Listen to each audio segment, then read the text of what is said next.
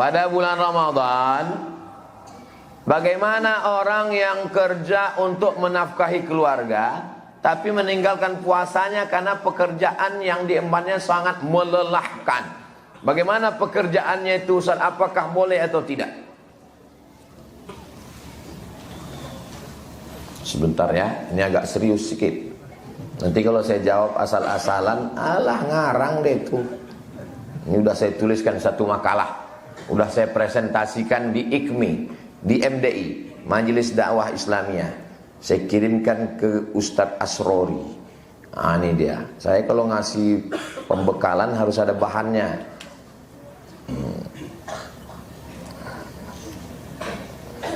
Hilang pula bahan tadi. Bentar ya. Ini saya bacakan. Sahibus san'ati syaqati alladhi yahtaju hirfatuhu li tahsili nafaqatihi wa nafaqati iyalihi. Orang yang pekerjaannya berat, tapi dia mesti juga bekerja untuk memenuhi kebutuhannya dan kebutuhan keluarganya. Yajibu alaihi an yusri' fi siyam. Dia wajib pagi-pagi itu makan sahur dan berniat puasa. Jadi tak boleh dia lost tak berpuasa. Pagi itu dia makan sahur. Istrinya menyiapkan makan sahur. Dia tetap nawaitu shauma ghadin an ada'i fardhi syahri ramadhan hadis sanati lillahi ta'ala. Summa yusri' fi amalihi wa takassubihi. Setelah itu dia tetap bekerja. Fa idza lahiqathu masyaqqatun shadidatun ghairu mu'tadatin. Ketika siang hari tiba-tiba dia mengalami kesulitan, tamna'uhu min itmami shaumihi, tak bisa dia menyempurnakan puasanya, jazalahul fitru, barulah dia boleh berpuasa siang itu. Diteleponnya bininya, "Dek, ampaknya abang udah mau mati nih." Bukalah bang, buka bang, buka. Buka deh. Nanti balik tak usah kau masak ya. Setiap hari begitu. Mungkin hari itu aja, besok dia nanti. Jadi bukan asal-asalan. Tak usahlah kau masak sahur. Aku kerjaku berat ini, nampaknya di siang nanti udah mau mati nih. Bukan mau mati, belum mati lagi. Ini Ustaz ambil dari mana ini? Nama kitabnya Al-Fatawa Al-Hindiyah juz 1 208. Lihat juga Hasyiah Ibni Abidin juz 2 420. Wa yulzimuhu qada'uhu, dan puasa yang ditinggalkannya itu wajib dia qada fi mustaqbali ayyamihi, di masa akan datang, hina yatayassaru lahul qada, ketika dia sudah bisa mengqadanya. Jadi kesimpulannya, bagi saudara-saudara saya yang pekerjaannya berat, menggali tanah ke dalam tambang batu bara, atau pekerjaannya membawa bis truk yang berat panas, maka dia tetap makan sahur, berniat puasa sampai di tengah hari tak sanggup lagi, barulah dia membatalkan puasanya dan dia wajib mengqadanya di luar Ramadan. Jelas jawabannya? Jelas. Kalau tak juga jelas, memang bawaan belum sarapan lah itu. Apa hukum puasa atlet bela diri yang bertanding saat puasa? Muhammad Ali bertinju saat puasa, menang. Muhammad Ali, cari Muhammad Ali bertinju sedang puasa, menang. Ini udahlah tak puasa, kalah pula. Apa itu? Pasukan perang Badar melawan kafir musyrik kapan? 17 Ramadan. Tak ada ikhtilaf antar ulama. Yaumal Furqan, yaumal taqal jam'an. Pasukan Mesir mengusir tentara Israel tanggal berapa? Asyir min Ramadan. Diabadikan nama kota di Mesir, 10 Ramadan, menang. Melawan Israel, menang. Melawan musyrik, menang. Indonesia, kapan merdeka? 17 Agustus tahun 45. Itulah hari kemerdekaan kita. Betul. Tapi 17 Agustus bertepatan dengan 9 Ramadan. Yang berteriak, yang mengerek bendera, yang menyanyikan Indonesia Raya, orang yang sedang berpuasa. Orang yang berpuasa itu tak takut mati, menggelegar suaranya, serang Belanda. Orang kenyang mana bisa teriak? Serang Belanda.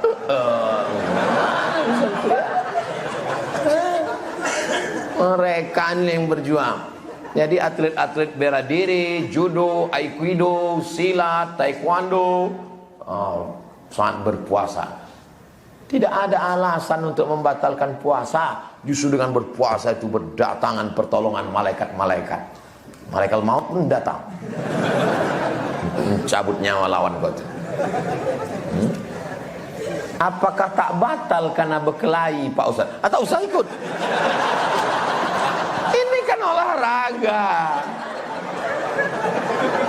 Nanti bos mau mukul, tak jadilah. Ini kan olahraga. Ini banyak orang salah paham dia tuh. Kau pikir kalau udah mengaji, udah pengajian tak boleh ikut balap motor. Pas balap motor, pas mau didulukan, silakan. Ini olahraga. La ilaha illallah Muhammadur Rasulullah. Ini kan sportivitas. Di situ ada nilai. Kalau mukulnya begini, bukan mau membunuh orang. Ini namanya olahraga. Mengolahraga. Raga nih, fisik kita nih diolah dia. Ini banyak juga sekarang TO, tukang olah. Bukan olahraga. Ini olahraga namanya. Bersilat. Silat itu olahraga. Di kampung saya, tempat saya lahir, hari 1 Syawal hari raya, 8 Syawal hari raya pencak silat. Karena onyang kami dulu dikumpulkan ya semua pesilat-pesilat itu untuk nyambung silaturahim, bersilat, tapi bukan saling membunuh. Sekarang diabadikan sebagai wisata olahraga oleh dinas apa yang bagian olahraga? Dispora menjadikan itu sebagai. Kami setiap seminggu raya balik ke kampung menengok pesilat bertarung. Itu bagian dari olahraga. Kalau anak-anak kita tak diajari bersilat, tak diantah, cemana dunia ini akan datang? Berperang dia, cemana? Pakai pistol tak pandai. Saya semua saya pakai, panah saya pakai, pistol saya pakai. Ini pandai pistol air aja, itu pun macet-macet. Apa boleh saya berbuka di masjid? Tengok jamnya.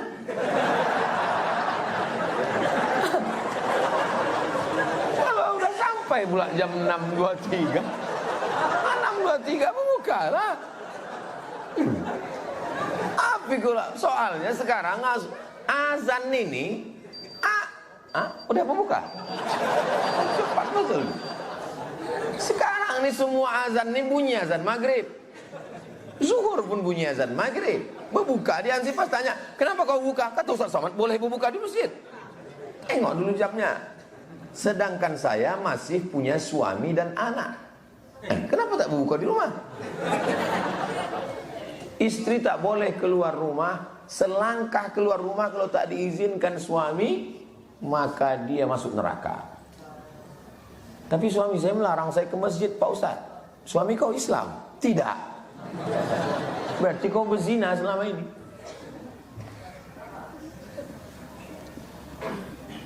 La ta'ata li makhluqin fi ma'siyatil khaliq.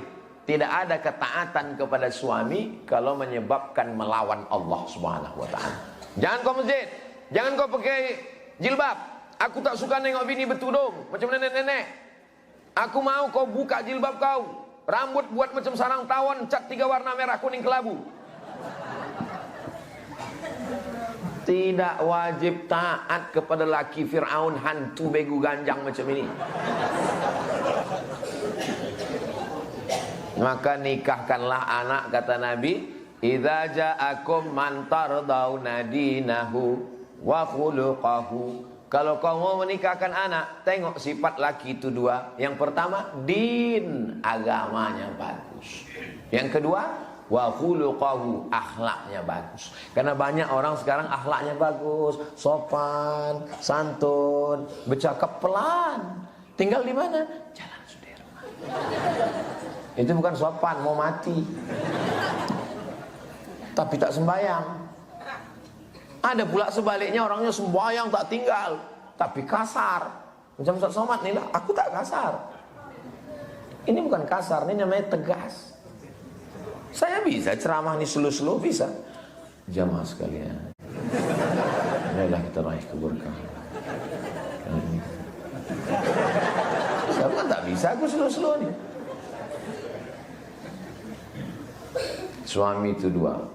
Laki saya ini Pak Ustadz, ini masih misteri nih. Tapi kalau dia suaminya sudah makan bagus, anak-anaknya diizinkan suaminya, bang, aku ingin betul lah berbuka di masjid itu. Kenapa? Ada bubur menu waktu aku masih kecil dulu. Namanya bubur pedas. Di Medan, Masjid Raya, sampai sekarang ada tradisi makan bubur pedas sampai sekarang. Pas saya makan, rupanya tak pedas, namanya aja. Orang tuh nakut-nakuti biar awak jangan ikut. Bagus tradisi. Diizinkan sama suaminya. Pergi aku ke sana ya bang, pergilah. Ah, bagus. Bang, aku mau pengajian ke masjid. Sore-sore ada pengajian di masjid kita, Masjid Raya. Aku ke sana, anak abang mandikan, pel lantai, bersihkan semua. Iya deh. Kalau ada laki model macam ini, itu insya Allah tak kena azab kubur. Pas mau diazab, kata malaikat, yang ini tak usah, udah azab kali udah.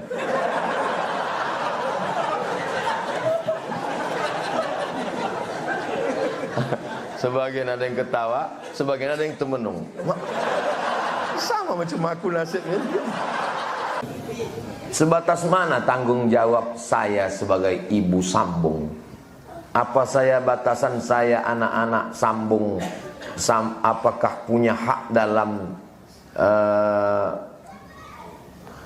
sebagai ibu sambung? Apakah saya punya hak dalam rumah suami saya, Pak Ustadz? Ibu menikah, lalu kemudian ada rumah, maka ibu tinggal di rumah bersama suami itu. Suami tak boleh mengeluarkan istri sampai dia melakukan nusyuz, durhaka, berselingkuh, na'udzubillah, melakukan perbuatan maksiat. Tak boleh suami mengusir istrinya, maka dia punya hak di situ. Menikah ibu dengan bapak, begitu selesai akad nikah, mati, maka ibu mendapat 1/4 harta bapak kalau tak ada anak. Berapa harta bapak tuh? 1 miliar. Ibu dapat 250 juta. Banyak juga jatah kami ini Pak Ustaz. Ya udah aku kasih tahu sekarang. Jaga-jagalah bapak tuh. Kalau ada anak, ibu mendapat 1/8, 125 juta. Itu kalau pakai hukum fikih. Tapi hak ibu sekarang dibantu diperjuangkan oleh KHI, kompilasi hukum Islam. Sebelum jatah itu dikeluarkan, dibagi 2 dulu. Dibagi 2 dulu pencarian bersama sejak nikah sampai meninggal.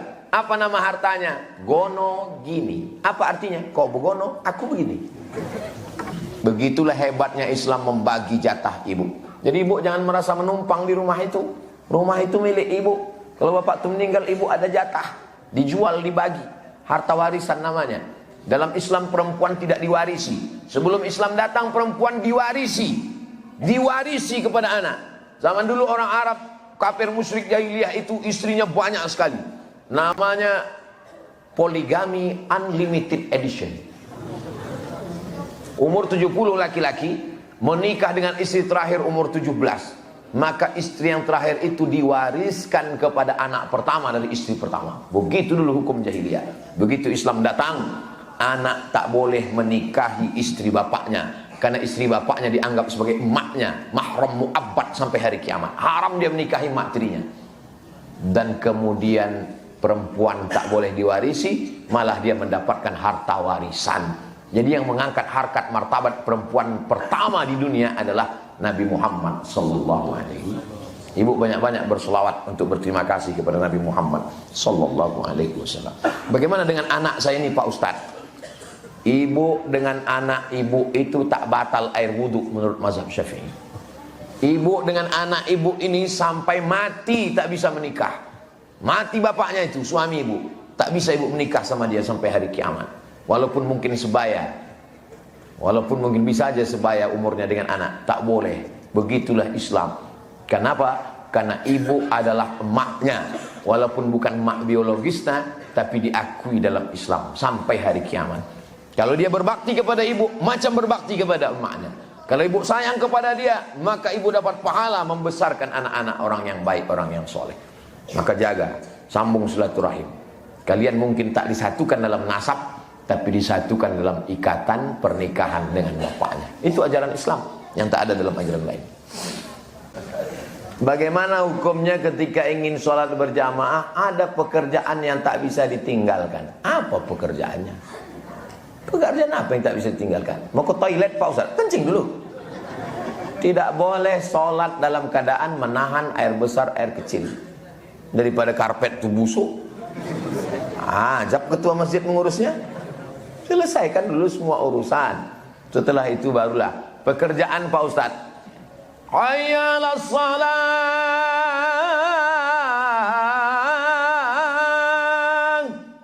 Kau tak ke masjid? Waktunya panjang. Tapi kalau atasannya yang manggil, siap.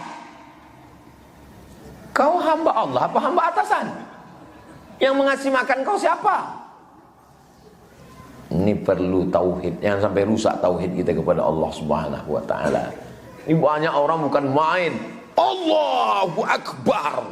Salat asar jam 6. Kata malaikat, kau serius nih? Allahu Akbar. Allah Maha Besar. Gombal.